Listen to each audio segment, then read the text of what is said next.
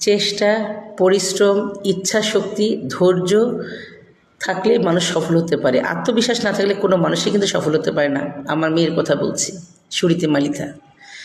সুরীতি মালিথা ছোটোবেলা থেকে খুব মনোযোগ দিয়ে পড়াশোনা করেছে এবং তার টার্গেট ছিল সে কোরিয়ান কালচার পছন্দ করত। ছোটোবেলা থেকে কোরিয়ান কালচার পছন্দ করে সেই অনুযায়ী সে এগিয়েছে এবং সেইভাবে তার নিজের বেসটা তৈরি করেছে এবং টার্গেট লক্ষ্য স্থির করে যদি মানুষ আগায় তাহলে সেই মানুষটা সফল হয়। আলহামদুলিল্লাহ আমার মেয়েটা অনেকটাই সফল হয়েছে।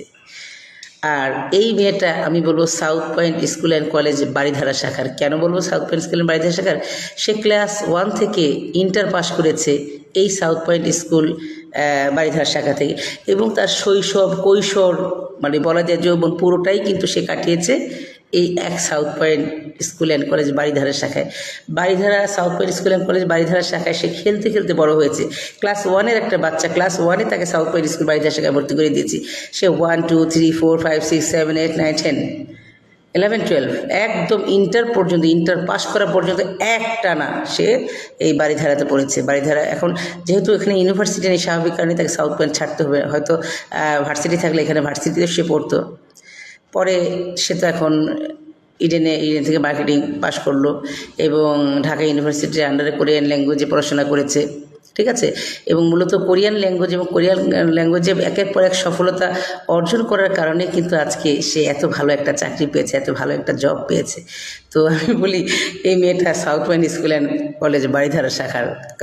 কারণ তার শিক্ষা জীবনের সিংহভাগ সময় সে South Point School and College Baridhara শাখায় কাটিয়েছে। তো আজকে সুরীতি মালিথার যে সফলতা, এই সফলতার ভাগিদার কিন্তু south Point School and College Baridhara শাখা সহ পুরো সাউথ পয়েন্ট পরিবার আমার মেয়ের সফলতার অংশীদার।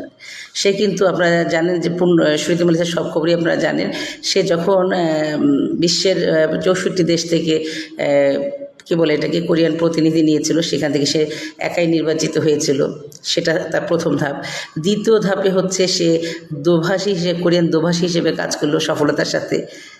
তৃতীয় ধাপে হচ্ছে সারা বাংলাদেশের কোরিয়ান ল্যাঙ্গুয়েজে কম্পিটিশানে সে প্রথম স্থান অধিকার করলো।